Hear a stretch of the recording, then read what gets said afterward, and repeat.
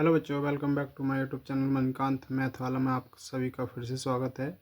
और आज हम आए हैं एक धमाकेदार सेशन के साथ में, जो कि क्लास 12th में बोर्ड एग्ज़ाम में कई बार पूछा जाता है। तो देखिए क्वेश्चन देख लेते हैं हम।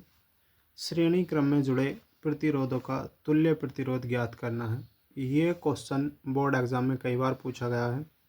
तो देखिए सबसे पहले आपको एक परिपथ बनाना है ABCD। इसमें प्लस और माइनस, यहाँ से धारा प्रवाहित करनी है प्लस की तरफ से। इसमें I धारा प्रवाहित आ रही है, यहाँ पहला प्रतिरोध R1 लगाना है, फिर यहाँ दूसरा प्रतिरोध R2 और तीसरा प्रतिरोध R3 बनाना है। जैसे हमारा परिपथ कंप्लीट हो जाता है उसके बाद हम इसकी थ्योरी देखते हैं। पहले माना 3 प्रतिरोध तार जिनके प्रतिरोध क्रम से R1, R2 व R3 हैं, श्रेणी क्रम में जुड़े हैं। उसके बाद माना इनके सिरों के बीच विभवांतर V1, V2 व V3 है। देखिए इसमें क्या है, 3 प्रतिरोध हैं और जिनके प्रतिरोध क्या है R1, R2 और R3 है। इन सभी में धारा कैसी है, I है। तो इनका जो विभवांतर है, यहाँ V1 होगा, यहाँ V2 होगा, यहाँ V3 होगा। तब V1 बराबर क्या हो जाएगा, IR1, क्योंकि इसमें धारा केवल I है और विभवांतर जो प्रतिरोध है वो R1 है। तो पहला विभवांतर V1 बराबर IR1, दूसरा हो जाएगा V2 बराबर IR2, तीसरा हो जाएगा V3 बराबर IR3। उसके बाद अब देखिए, यदि A व D के बीच विभवांतर V हो, यानी कि पूरे परिपथ का जो विभवांतर है वो हम कितना मान लेते हैं, V मान लेते हैं। तो V बराबर कितना हो जाएगा, V1 प्लस के V2 प्लस का V3। तो V बराबर IR1, यहाँ V1 का मान रखेंगे यहाँ से, फिर V2 का मान रखेंगे, V2 बराबर कितना IR2, यहाँ पर रख दिया हमने IR2, फिर V3 का मान रखेंगे IR3। इन सभी में से क्या है, I कॉमन आ रहा है। तो V बराबर कितना हो जाएगा, I कॉमन ले लेंगे, यहाँ से कितना बचेगा R1 प्लस का R2 प्लस का R3। ये हमारी समीकरण नंबर 1 बन गई। उसके बाद यदि A व D के बीच तुल्य प्रतिरोध कितना है, हम R मान लेते हैं। जो उसका तुल्य प्रतिरोध है वो कितना माना जाता है, R माना जाता है। तो तब B बराबर क्या है, IR। ओम के नियम भी लग जाता है, B बराबर IR। समीकरण नंबर हमारी 2 हो जाती है। जैसे ही हमारी समीकरण नंबर 2 हो गई, उसके बाद क्या करना है आपको, समीकरण 1 व समीकरण 2 से, समीकरण 1 व समीकरण 2 से। तो देखिए समीकरण 1 क्या हमारी, V बराबर, ये है हमारी समीकरण 1। तो यहाँ से क्या है, हम IR बराबर कितना रखेंगे, IR1 प्लस का R2 प्लस का R3। I से I कैंसिल हो जाएगा, यहाँ से कितना बचेगा R, और यहाँ से हमारा बचेगा R1 प्लस का R2 प्लस का R3। ये तो हमारा हो गया श्रेणी क्रम में जुड़े प्रतिरोधों का तुल्य प्रतिरोध। दूसरा क्वेश्चन यहीं से पूछा जाता है हमें समांतर क्रम का।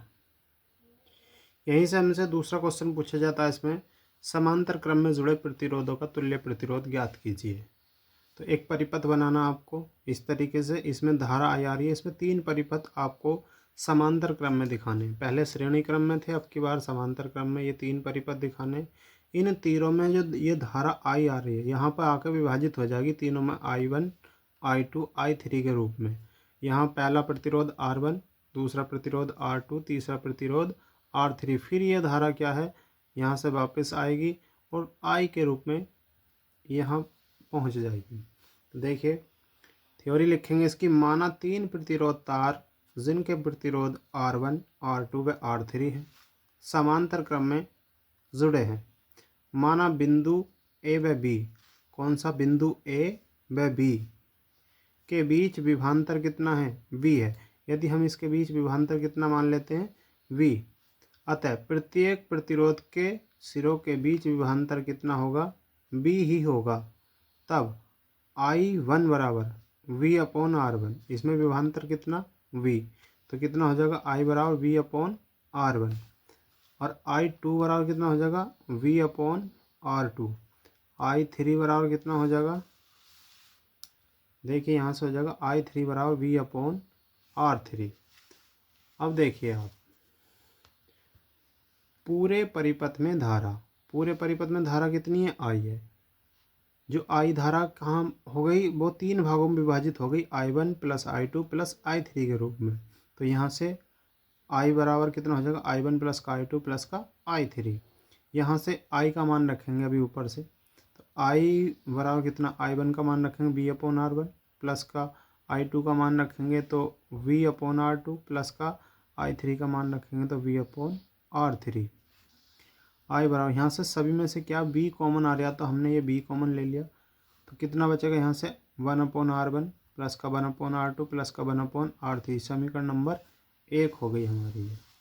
जैसे ही ये समीकरण नंबर 1 हो जाती है हमारी, तो फिर हम देख लेते हैं, यदि A व B के बीच तुल्य प्रतिरोध R हो तब, यदि इस पूरे परिपथ में हमारा प्रतिरोध कितना हो जाता है, R हो जाता है, तब I बराबर V/R। समीकरण नंबर 2 हो जाती है, तो V/R बराबर कितना हो जाएगा हमारा, ये पूरे समीकरण 1 के बराबर में रख देंगे समीकरण 2 को, तो V 1/R1 प्लस का 1/R2 प्लस का 1/R3। यहाँ V से V कैंसिल होगा, तो यहाँ से कितना बचेगा, 1/R बराबर कितना हो जाएगा, 1/R1 प्लस का 1/R2 प्लस का 1/R3।